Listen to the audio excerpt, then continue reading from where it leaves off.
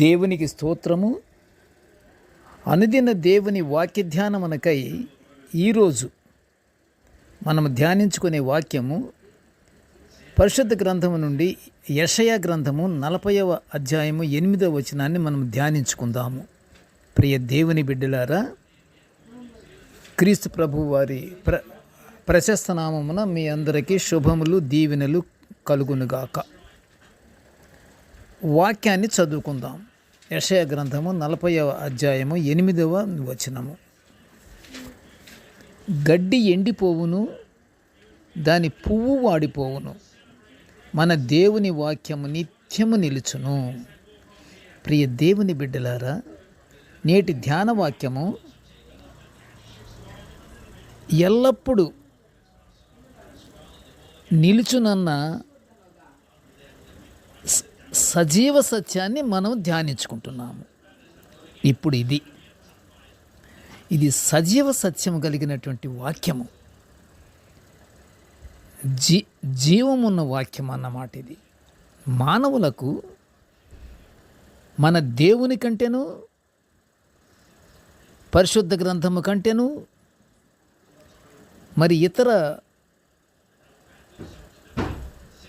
ప్రత్యేకములతో కూడినటువంటి అంశాలు ఈ పరిశుద్ధ గ్రంథములో అనేక ప్రవక్తల ద్వారా దేవుడు పలికించిన సత్యవాక్యాలు. ఎలాగంటే,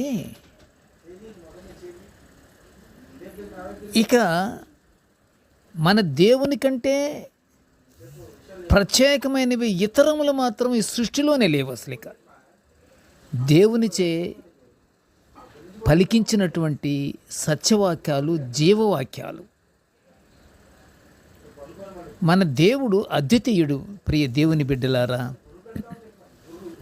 పరిశుద్ధ గ్రంథమందరి లేఖనాలు సజీవమైనవి. ఎందుకంటే ఈ పరిశుద్ధ వాక్యములలో సత్యం ఉన్నది. ఈ వాక్యము సజీవమై ఎల్లప్పుడూ నిలుస్తుంది. ఆది యందు వాక్యముండెను, వాక్యము దేవుని యొద్ద ఉండెను, వాక్యమే దేవుడై ఉండెను అని యోహాను సువార్త 1వ అధ్యాయము 1వ వచనములో వ్రాయబడి ఉన్నది. ప్రియ దేవుని బిడ్డలారా, దేవుని పరిశుద్ధ వాక్యాలు సజీవమై నిత్యము నిలుచున్నటువంటి యథార్థత గల మాటలకు మనము విధేయులముగా జీవించాలి. వాక్యాలు నిజ సత్యాన్ని కలిగినవే, జీవము కలిగినవే. కానీ ఆ వాక్యాలకు మనము ఎలా ఉండాలి అంటే, మనము విధేయులముగా మనం జీవించాలి. విధేయత దేవుని దగ్గర నుండి పలికిన మాట. అది విధేయత. నేను విధేయత నేర్చుకుంటుని అంటాడు. శోధన సమయములో నిలిచి ఉండునట్లు చేస్తుంది ఈ పరిశుద్ధ గ్రంథము, పరిశుద్ధ గ్రంథమునందరి వాక్యాలు. ఈ గ్రంథాన్ని, ఇందులోని లేఖనాలను హృదయపూర్తిగా కానీ అనుసరిస్తే, ప్రియ దేవుని బిడ్డలారా, జీవితాలే మారిపోతాయి. ఎలా అంటే, సర్వ శరీరులు గడ్డిని పోలిన వారే, వారి అందమంతయు గడ్డి పువ్వులాగుంటుందట. కానీ ఇక్కడ ఒక చిన్న మాట, గడ్డి ఎండిపోతుంది, దాని పువ్వు కూడా రాలిపోతుంది. అయితే ప్రభు వాక్యం ఎల్లప్పుడూ నిలుచునని పేతురు గారు కూడా ఆయన వ్రాసినటువంటి 1వ పత్రిక 1వ అధ్యాయం 23లో వివరించబడింది. గడ్డి ఎండిపోవును, పువ్వు వాడిపోవును, మన దేవుని వాక్యము నిత్యము నిలుచునని యెషయా ప్రవక్త ద్వారా దేవుడు పలికించిన మాటే ఈనాటి దేవుని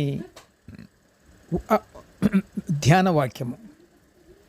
అలాగే పేతురు గారు కూడా ఇలాగే వ్రాశారు. గడ్డి ఎండిపోతుంది, పువ్వు కూడా రాలిపోతుంది. అయితే ప్రభు వాక్యం మాత్రం ఎల్లప్పుడూ నిలిచిపోతుంది.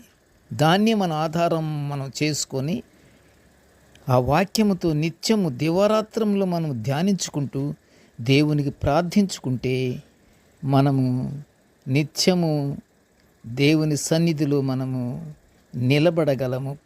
ప్రియ దేవుని బిడ్డలారా, అందువలన మనము ఎల్లప్పుడూ సజీవంగా నిలిచి ఉన్న ధర్మశాస్త్రమును ఆధారము చేసుకొని దివారాత్రాలు దానిని ధ్యానించుకుంటూ మనం ధన్యత పొందుకుందాము. లోకంలో ఉన్నంత కాలము మన జీవితాలు ఫలభరితంగా ఉండాలని మనం దేవునికి ప్రార్థన విజ్ఞాపనలు చేసుకుంటూ మన జీవితాలను మార్చమని యేసు ప్రభు పరిశుద్ధ నామములో మనం ప్రార్థించి వేడుకుందాము.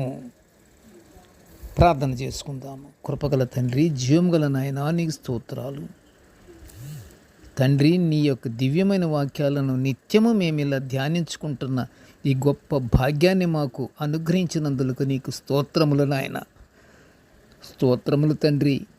ప్రభా, నేటి ధ్యాన వాక్యాన్ని వినుచున్న ప్రతి బిడ్డను ఆశీర్వదించయ్యా. ప్రభా, మేము ఎల్లప్పుడూ తండ్రి నీ ధర్మశాస్త్రమందలి వాక్యాలను నిత్యము మేము చదువుకుంటూ అవి హృదయాన భద్రపరుచుకుంటూ నీ సన్నిధిని తండ్రి మేము భయభక్తులు కలిగి నీ కృపను పొందుకునే భాగ్యాన్ని మాకు అనుగ్రహించమని నాయన ఈ మనవులన్నీ యేసయ్య పుణ్యనామమున వినయముగా వేడుకొనుచుంటున్నాము తండ్రి. ఆమెన్. దేవుడు మనలందరినీ బహుగా దీవించుగాక. Amen, amen, amen.